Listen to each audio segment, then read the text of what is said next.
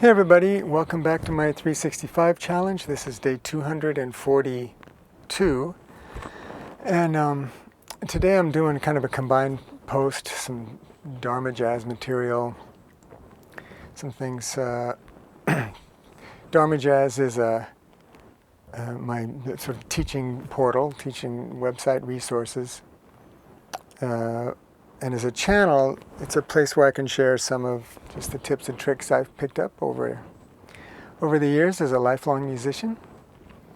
And a lot of that just sort of geek stuff, to be frank, I collected a number of years ago into a book, The Road to Aqaba, Practice Strategies for the Jazz Pianist. 224 juicy pages. Cool things to practice, some theory applied to keyboard, and some really practical, pragmatic, useful ways of practicing that stuff.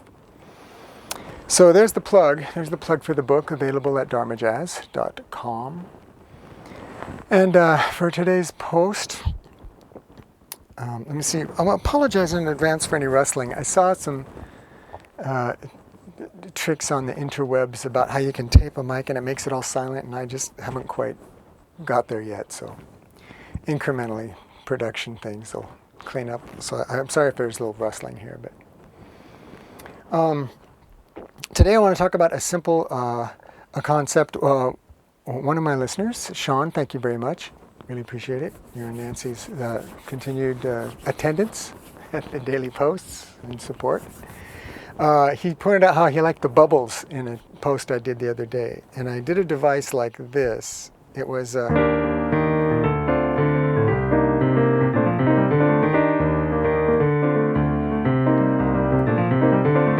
that kind of, I think that's what he was talking about. These little bubbles. And it's a cool device. It's a good thing to have in your bag of tricks. And you can apply it to all kinds of colors and everything judiciously, of course. But I just wanted to go through how I kind of arrived at that. It's not something I thought about consciously doing in the tune. It's just, you develop a vocabulary and it just kind of bubbles, if I can say that, bubbles to the surface. And that's what bubbled out at that moment. So let's jump right in. I think I'm going to reposition my camera now and do the meat and potatoes part of the post, and then come back and do the outro. So you can see the keyboard, and I have some examples coming up. So thanks for checking in, and stay tuned. This should be fun. Okay, here we go. So in that tune, the device I was using went from the 1 chord, B flat, to E flat. The song was in B flat. So I went something like a...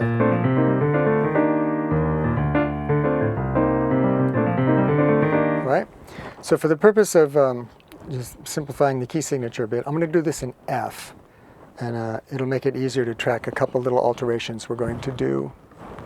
And it's mostly white keys. Okay, so the first thing we'll do is just play those 4 triads, going from the 1 chord up to the 4 chord. So in the key of F, our key signature is 1 flat, right, B flat. So we keep track of that. We play our chord shape, and we just move up the scale. Diatonically, we say diatonic means major scale, from 1 to 4. And then we're going to take the root, the letter name of the chord, and we're just going to double it down low. Okay? So we get it down here on F. So we get... Alright? And then we can take that, if we wanted, we could run the whole scale in triads, diatonic triads. So then we're going to take it and break it up. So we're going to break it up by going... Alright?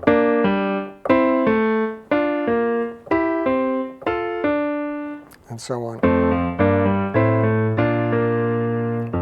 2, 3, 4 chord.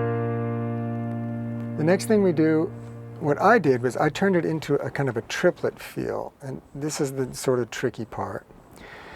So triplet, 3/8 notes in the space of 2. So break each beat, 1, 2, 3, 4 into 3 parts.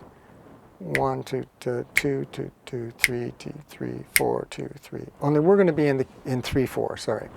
1, 2, 3, 2, 2, 3, 3, 2, 3. We can say 1 E is a really common way. 1 E 1 E 2 E and we're going to do it this way.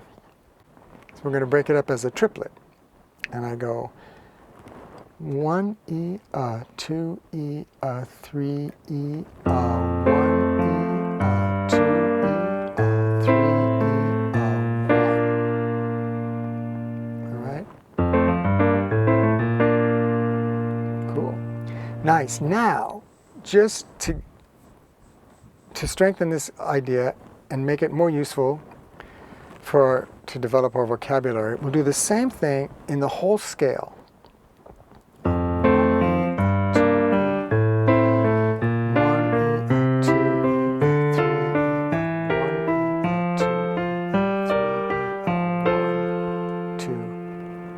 So at tempo it might be like,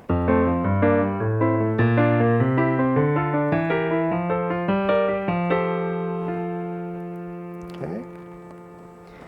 Nice. Now we're going to add some more color to it. And we're going to add color to it by using not just a triad, not just a 7th chord, but a major 9th chord with the 9th on top. 1, 2, 3, 4, 5, 6, 7, 8, 9. So there's the 7th chord with the 9th on top. I'm going to take this guy, put him down here. I'm going to lose it here, so we have just these 4 notes here. So you'll recognize this as just a root position shape. Right there, it's an A minor 7 shape. Root position shape, not chord, because it's an F major 9 chord. We're just taking this bottom, this root, and moving it down here. It leaves us with this physical shape. Okay, so I could run that whole thing, etc. But we're going to take this shape now and turn it into an inversion. We're going to flip it over, and we're going to take these 2 notes, and we're going to put them down at the bottom. Okay, same chord. It's just an inverted shape here to make the chord. All right, now let's take this and move it up the scale. And I'm going to make a couple little alterations though because of the way we're using this inversion shape. So there's this inversion, that's F major 9, G major 9. Now the diatonic note, the scale note that appears in this next chord would be B flat, but that gives us this flat 9 here. It's a funky sound, so I'm going to make it natural. So we get A minor 7, A minor 9. So I've altered that B flat to fit. I've gone out of the scale just a tiny bit to make that a little more palatable to the ear. A minor. Then we got the 4 chord, B flat major 7, C9, D minor 7, and then similarly here, the regular chord would give us this flat 9 here. So I'm going to change that and just make it the root. Turns it a little vanilla, but so what? E minor 7 with a flat 5, also called half diminished. E minor 7, flat 5. We'll go up 1 more and back, just to give it more of a musical box around it. Nice. Now let's take those and move them up the scale in the same way. So I'm going to take the top part of the notes, just like I did with the triads, and it's 1 E 2 E 3 E 1 E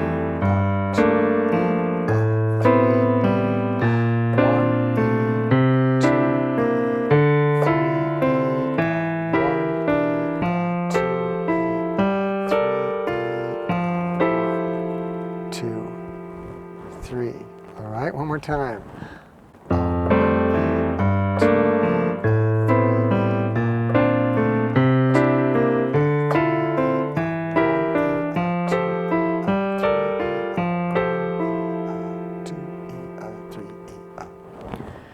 So as you get more comfortable with that, then you can just take it up a little bit of a tempo. Here's 80.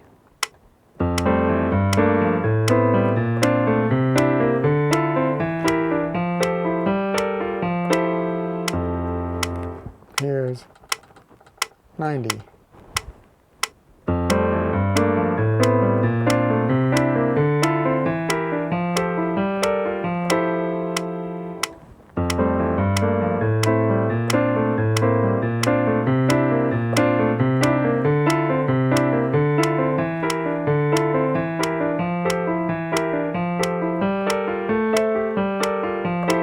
Right? Find all kinds of fun ways to practice that.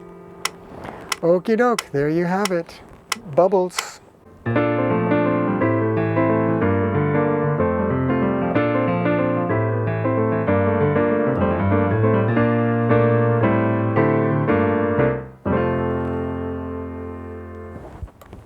So there you have it. That's triad shapes, seventh chord shapes with some bubbles.